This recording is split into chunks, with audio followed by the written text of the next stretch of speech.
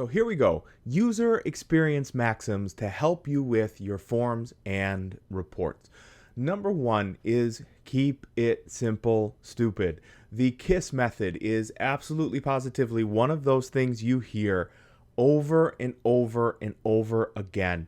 Whether or not it's in design, whether or not it's in computer science, just about every place is because it really does work. Especially now, people are just being inundated with, I'm going to gently call it, stuff. And the more stuff you cram into one of these reports, the more stuff you cram into one of these forms, the less liable your client is to actually interact with it. So if you can cut the number of, this is just an example, there's no firm link of data I could give you here, but if you could cut the number of fields from 10 to 5 that your client would have to do in a form, you are going to see engagement go up with that form, because the less they have to do, the more liable they are to engage with the form. So number one, keep it simple, and that's going to help.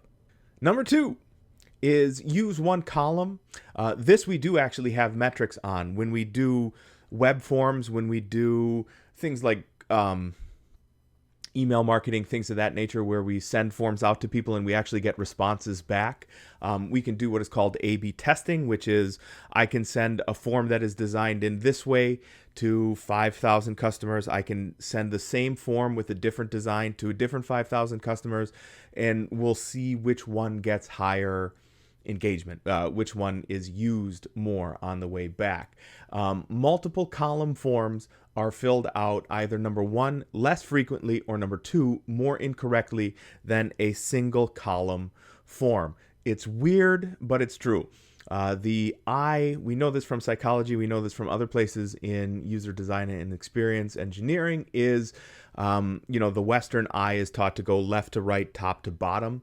And the more it has to decode, okay, does this row belong with this column? Are these pieces of information grouped together? So on and so forth. The more it has to do that decoding, the less liable you are to actually complete that task. So it is in your best interest to have a single column form and a single column report, if that's what you're really here. Let's stick to forms for that one. But that is going to lead to, I'm going to call it engagement, but being able to interact with the form and also being able to interact with that form more successfully. The third tip I have for you here is the actual arrangement. This is one of those things I had you thinking about as you were coming through here and completing the session module. It's how do we actually use the layout here? The trick here is to gradually get your user involved in the form, and the best way we're able to do that is to start with the easiest material on top, and as we go down through the form, you can get more and more complex. The idea behind this is the barrier to entry. If we start with really complex form negotiation, whatever they have to do, it's going to be difficult. It's going to involve a lot of typing, etc. If all of those things are upfront, your client is less likely to be able to continue with the form. However, if you have a client do some easy data entry first, it's like a sunk cost. They're going to continue on with that because, well, they've already made the investment in this form. So even if the material that they're entering is a little bit more complex, I've already started, so let's continue there. So that's number three, is go from easiest to most difficult when we're looking at the actual fields that your client is going to be entering. Number four is validate when and where it's possible. Rather than have the validation come at the end, that's actually where access is really good, because when you enter data, you can get that instant validation back. Woo, that's great. The more you do that, again, the more likely the user is going to enter correct data. Remember, good data in, good information out. So validate in the field itself as opposed to posting the data and then validating afterwards. Even better, validate as the data is being entered. Now remember, it is again your job to be able to design this well. Remember, with the alternative text and the pop-up windows, provide an incorrect response with guidance to the correct answer. When you start developing with databases, it feels like, why am I doing all this work? It feels like babysitting a user. And what I'll tell you is, maybe, but not every user is going to be really involved with your process, and they're not going to have a really great understanding of exactly what you mean. Believe me, I think I'm clear, not all the time, but much of the time, and it turns out I'm not clear, maybe even hardly at all. So it's in working with the data, it's in working with the user for validation with good prompting in line, that's going to get you good data, and that's going to get you good participation with your forms. I would say lastly, and I should have done this earlier, is when you're actually looking at the physical layout of your forms, align everything to the left. So one column left aligned. Really, I should have made that one big point, shouldn't I have? Remember what I just said, not always perfectly clear.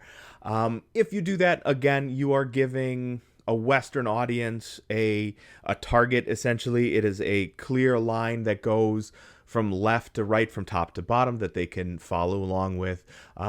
I know, so for anybody who's ever taken a web course with me, if you haven't taken a web course with me, think about taking Web 101, because we take the idea of data here and we take the idea of design and we keep going, as an aside. But I mention it in Web 101. I actually mention it in our Java and our C++ classes. As soon as we give a student a little bit of like pieces of flair, right? I call them noodles. As soon as we say something like, you can do, you can have your totals in red and the user's going to know what that means. Or if you put a line break in here, that's going to visually separate things. The student goes, holy cats, I can separate all of my data out. And then line break, line break, line break. Everything is red. We've got different colors on here. Blue means good. Green means go. We get way, way, way too much stuff. One of the easiest ways to go afoul on a form is to not justify everything on the very same, I'm going to call it the same left-hand vertical line, so that everything goes across. Don't do the thing, we have all seen this on forms. I'm actually looking at it right now in YouTube. That's my dashboard right here behind, you cannot see. It's got, the title is slightly askew from where the rest of the description is. Those should all, in good or best design, be left aligned together. Don't try to get overly complex there. Keep it simple. That's the very first tip we had here. And in so doing, again, you're reducing the barrier to entry for the user. You're reducing the amount of, like negotiation that they have to do with the form. All of those things that you can do to reduce that negotiation, you are going to increase the likelihood of good interaction with the form. And when the user interacts with your form well, we get good data in. When we get good data in, that gives us the possibility of getting good information out. And that's the whole point.